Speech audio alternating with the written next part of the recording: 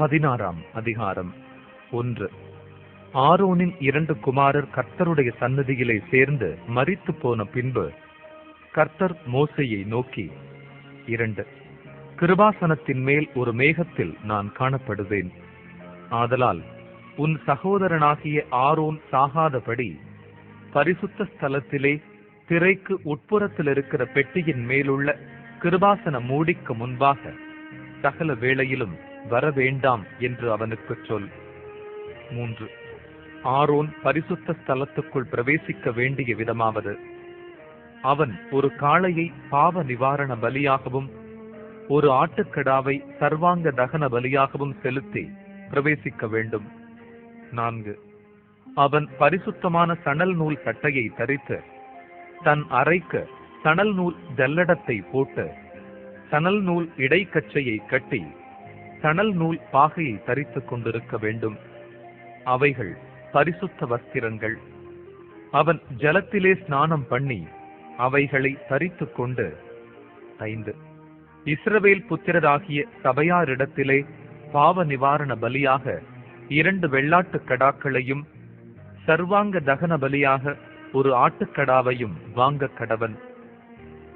6.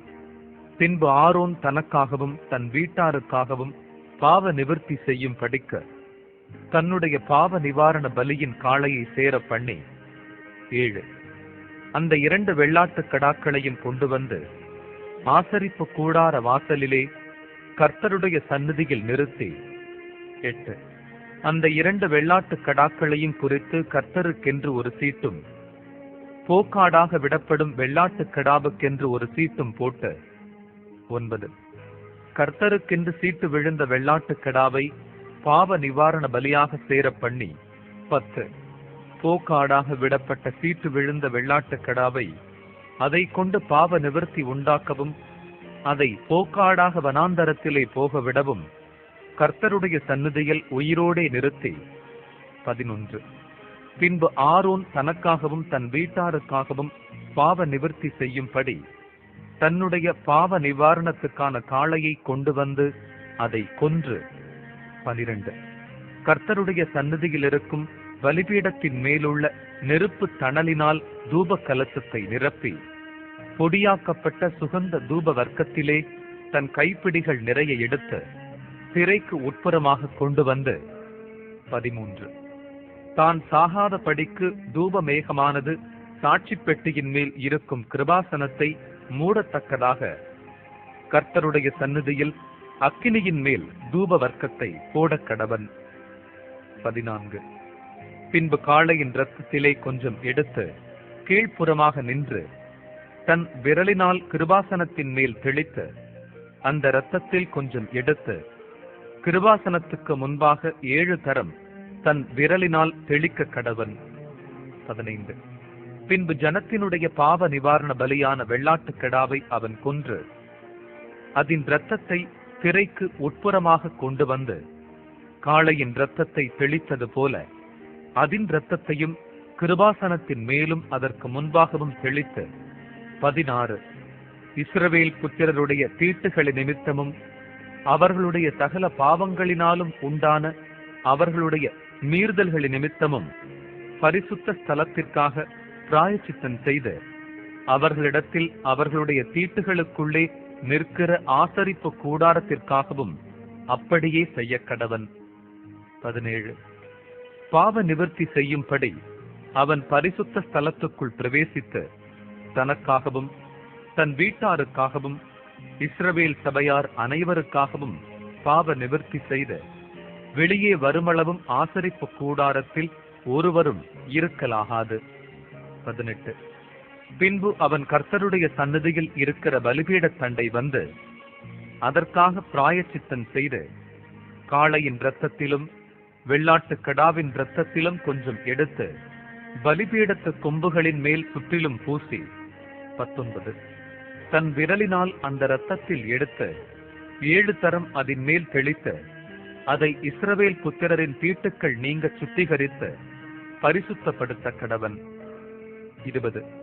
அவன் இப்படி பரிசுத்த ஸ்தலத்துக்கும் ஆசரிப்பு கூடாரத்துக்கும் பலிபீடத்துக்கும் பிராயச்சித்தம் செய்து தீர்ந்த பின்பு உயிரோடு இருக்கிற வெள்ளாட்டுக் கடாவை சேர பண்ணி 21 அதன் தலையின் மேல் ஆரோன் தன் 2 கைகளையும் வைத்து அதன் மேல் இஸ்ரவேல் புத்திரருடைய சகல அக்கிரமங்களையும் அவர்களுடைய எல்லா பாவங்களினாலும் உண்டான அவர்களுடைய சகல மீறுதல்களையும் அறிக்கையிட்டு அவைகளை வெள்ளாட்டுக் கடாவினுடைய தலையின் மேல் சுமத்தி அதை அதற்கான ஆள் வசமாய் வனாந்தரத்துக்கு அனுப்பிவிடக் கடவன். 22 அந்த வெள்ளாட்டுக் கடா அவர்களுடைய அக்கிரமங்களை எல்லாம் தன்மேல் சுமந்து கொண்டு குடியில்லாத தேசத்துக்கு போவதாக. அவன் அந்த வெள்ளாட்டுக் கடாவை வனாந்தரத்திலே போகவிடக் கடவன். 23 ஆரோன் ஆசரிப்பு கூடாரத்துக்குள் வந்து தான் பரிசுத்த ஸ்தலத்துக்குள் பிரவேசிக்கும் போது உடுத்து இருந்த சணல் நூல் வஸ்திரங்களை களைந்து அங்கே வைத்துவிட்டு 24 பரிசுத்த இடத்திலே ஜலத்தில் ஸ்நானம் பண்ணி தன் வஸ்திரங்களை உடுத்திக் கொண்டு வெளியே வந்து தன் சர்வாங்க தகன பலியையும் ஜனங்களின் சர்வாங்க தகன பலியையும் இட்டு தனக்காகவும் ஜனங்களுக்காகவும் பாவ நிவர்த்தி செய்து 25 பாவ நிவாரண பலியின் கொழுப்பை பலிபீடத்தின் மேல் தகனிக்க கடவன். 26 போக விடப்படும் போக்காடாகிய வெள்ளாட்டுக் கடாவை கொண்டு போய் விட்டவன் தன் வஸ்திரங்களை தோய்த்து ஜலத்தில் ஸ்நானம் பண்ணி பின்பு பாளையத்துக்குள் வருவானாக. 27 பாவ நிவர்த்திக்கென்று பரிசுத்த ஸ்தலத்துக்குள் இரத்தம் கொண்டு வரப்பட்ட பாவ நிவாரண பலியாகிய காளையையும் பாவ நிவாரண பலியாகிய வெள்ளாட்டுக் கடாவையும் பாளையத்துக்கு புறம்பே கொண்டு போய் அவைகளின் தோலையும் மாம்சத்தையும் சாணியையும் அக்கினியிலே சுட்டெரிக்க கடவர்கள். 28 அவைகளை சுட்டெரித்தவன் தன் வஸ்திரங்களை தோய்த்து ஜலத்திலே ஸ்நானம் பண்ணி பின்பு பாளையத்துக்குள் வருவானாக. 29 7ஆம் மாதம் 10ஆம் தேதியிலே சுதேசியானாலும் உங்களுக்குள் தங்கும் பரதேசியானாலும் தங்கள் ஆத்துமாக்களை தாழ்மைப்படுத்துவதுமன்றி ஒரு வேலையும் செய்யாமல் இருக்க வேண்டும். இது உங்களுக்கு நித்திய கட்டளையாய் இருக்க கடவது. 30 கர்த்தருடைய சந்நிதியில் உங்கள் பாவமெல்லாம் நீங்கி சுத்திகரிக்கப்படும்படி அந்நாளில் உங்களை சுத்திகரிக்கும் பொருட்டு உங்களுக்காக பாவ நிவர்த்தி செய்யப்படும். 31 உங்களுக்கு அது விசேஷித்த ஓய்வு நாள். அதிலே உங்கள் ஆத்துமாக்களை தாழ்மைப்படுத்த கடவீர்கள். இது நித்திய கட்டளை. 32 அபிஷேகம் பெற்றவனும் தன் தகப்பன் பட்டத்திற்கு வந்து ஆசாரிய ஊழியன் செய்ய பிரதிஷ்டை பண்ணப்பட்டவனுமாகிய ஆசாரியனே பாவ நிவர்த்தி செய்ய கடவன். அவன் பரிசுத்த வஸ்திரங்களாகிய சணல் நூல் வஸ்திரங்களை உடுத்திக் கொண்டு 33 பரிசுத்த ஸ்தலத்துக்கும் ஆசரிப்பு கூடாரத்துக்கும் பலிபீடத்துக்கும் பிராயச்சித்தம் செய்து ஆசாரியருக்காகவும் சபையின் சகல ஜனங்களுக்காகவும் பாவ நிவர்த்தி செய்ய கடவன். 34 இப்படி வருஷத்தில் ஒருமுறை இஸ்ரவேல் புத்திரருக்காக அவர்களுடைய சகல பாவங்களுக்கும் பாவ நிவர்த்தி செய்வது உங்களுக்கு நித்திய கட்டளையாய் இருக்க கடவது என்று சொல் என்றார். கர்த்தர் மோசேக்கு கட்டளையிட்டபடியே ஆரோன் செய்தான். 17ஆம் அதிகாரம். 1 பின்னும் கர்த்தர் மோசேயை நோக்கி 2 நீ ஆரோனோடும் அவன் குமாரரோடும் இஸ்ரவேல் புத்திரர் அனைவரோடும் சொல்ல வேண்டியதாவது கர்த்தர் கட்டளையிடுகிறது என்னவென்றால் 3 இஸ்ரவேல் குடும்பத்தாரில் எவனாகிலும் மாட்டையாவது செம்மறியாட்டையாவது வெள்ளாட்டையாவது ஆசரிப்பு கூடார வாசலாகிய கர்த்தருடைய வாசஸ்தலத்துக்கு முன்பாக கர்த்தருக்கு செலுத்தும்படி கொண்டு வராமல் 4 பாளையத்துக்குள்ளேயாகிலும் பாளையத்துக்கு புறம்பேயாகிலும் அதை கொன்றால் அது அந்த மனிதனுக்கு இரத்த பழியாக எண்ணப்படும். அந்த மனிதன் இரத்தம் சிந்தினபடியால் தன் ஜனத்தில் இராமல் அறுப்புண்டு போவான். 5 ஆகையால் இஸ்ரவேல் புத்திரர் வெளியிலே பலியிடுகிற தங்கள் பலிகளை ஆசரிப்பு கூடார வாசலில் ஆசாரியனிடத்தில் கர்த்தருடைய சந்நிதியில் கொண்டு வந்து அங்கே அவைகளை கர்த்தருக்கு சமாதான பலிகளாக செலுத்த கடவர்கள். 6 அங்கே ஆசாரியன் இரத்தத்தை ஆசரிப்பு கூடார வாசலில் இருக்கிற கர்த்தருடைய பலிபீடத்தின் மேல் தெளித்து கொழுப்பை கர்த்தருக்கு சுகந்த வாசனையாக தகனிக்க கடவன். 7. தாங்கள் சோர மார்க்கமாய் பின்பற்றுகிற பேய்களுக்கு தங்கள் பலிகளை இனி செலுத்தாதிருப்பார்களாக. இது அவர்கள் தலைமுறை தோறும் அவர்களுக்கு நித்திய கட்டளையாய் இருக்க கடவது. 8. மேலும் நீ அவர்களை நோக்கி, இஸ்ரவேல் குடும்பத்தாரிலும் உங்கள் நடுவே தங்குகிற அந்நியர்களிலும் எவனாகிலும் சர்வாங்க தகன பலி முதலானவைகளை இட்டு 9. அதை ஆசரிப்பு கூடார வாசலிலே கர்த்தருக்கு செலுத்தும்படி கொண்டு வராவிட்டால் அவன் தன் ஜனத்தில் இராமல் அறுப்புண்டு போவான் என்று சொல். 10. இஸ்ரவேல் குடும்பத்தாரிலும் உங்களுக்குள் தங்கும் அந்நியர்களிலும் எவனாகிலும் இரத்தம் எண்ணப்பட்டதை புசித்தால் இரத்தத்தை புசித்த அவனுக்கு விரோதமாக நான் என் முகத்தை திருப்பி அவன் தன் ஜனத்தில் இராதபடிக்கு அவனை அறுப்புண்டு போக பண்ணுவேன். 11. மாம்சத்தின் உயிர் இரத்தத்தில் இருக்கிறது. நான் அதை உங்களுக்கு பலிபீடத்தின் மேல் உங்கள் ஆத்துமாக்களுக்காக பாவ நிவிர்த்தி செய்யும்படிக்கு கட்டளையிட்டேன். ஆத்துமாவிற்காக பாவ நிவிர்த்தி செய்கிறது இரத்தமே. 12. அது நிமித்தம் உங்களில் ஒருவனும் இரத்தம் புசிக்க வேண்டாம், உங்கள் நடுவே தங்குகிற அந்நியனும் இரத்தம் புசிக்க வேண்டாம் என்று இஸ்ரவேல் புத்திரருக்கு சொன்னேன். 13. இஸ்ரவேல் புத்திரரிலும் உங்களுக்குள் தங்குகிற அந்நியர்களிலும் எவனாகிலும் புசிக்கத்தக்க ஒரு மிருகத்தையாவது ஒரு பட்சியையாவது வேட்டையாடி பிடித்தால் அவன் அதன் இரத்தத்தை சிந்த பண்ணி மண்ணினால் அதை மூடக்கடவன். 14. சகல மாம்சத்துக்கும் இரத்தம் உயிராயிருக்கிறது. இரத்தம் ஜீவனுக்கு சமானம். ஆகையால் எந்த மாம்சத்தின் இரத்தத்தையும் புசிக்க வேண்டாம். சகல மாம்சத்தின் உயிரும் அதன் இரத்தம்தானே. அதை புசிக்கிற எவனும் அறுப்புண்டு போவான் என்று இஸ்ரவேல் புத்திரருக்கு சொன்னேன். 15. தானாய் இறந்து போனதையாவது பீருண்டதையாவது புசித்தவன் எவனும் அவன் சுதேசியானாலும் பரதேசியானாலும் தன் வஸ்திரங்களை தோய்த்து தண்ணீரில் முழுகி சாயங்காலம் மட்டும் தீட்டாயிருப்பானாக. பின்பு சுத்தமாயிருப்பான். 16. அவன் தன் வஸ்திரங்களை தோய்க்காமலும் ஸ்நானம் பண்ணாமலும் இருந்தால் தன் அக்கிரமத்தை சுமப்பான் என்று சொல் என்றார். 18ஆம் அதிகாரம். 1. பின்னும் கர்த்தர் மோசேயை நோக்கி, 2. நீ இஸ்ரவேல் புத்திரருக்கு சொல்ல வேண்டியது என்னவென்றால், நான் உங்கள் தேவனாகிய கர்த்தர். 3. நீங்கள் குடியிருந்த எகிப்து தேசத்தாருடைய செய்கையின்படி செய்யாமலும் நான் உங்களை அழைத்து போகிற கானான் தேசத்தாருடைய செய்கையின்படி செய்யாமலும் அவர்களுடைய முறைமைகளின்படி நடவாமலும் 4. என்னுடைய நியாயங்களின்படி செய்து என்னுடைய கட்டளைகளை கைக்கொண்டு நடவுங்கள். நான் உங்கள் தேவனாகிய கர்த்தர். 5. ஆகையால் என் கட்டளைகளையும் என் நியாயங்களையும் கைக்கொள்ள கடவீர்கள். அவைகளின்படி செய்கிறவன் எவனும் அவைகளால் பிழைப்பான். நான் கர்த்தர். 6. ஒருவனும் தனக்கு நெருங்கின இனமாகிய ஒருத்தியை நிர்வாணமாக்கும்படி அவளை சேரலாகாது. நான் கர்த்தர். 7. உன் தகப்பனையாவது உன் தாயையாவது நிர்வாணமாக்கலாகாது.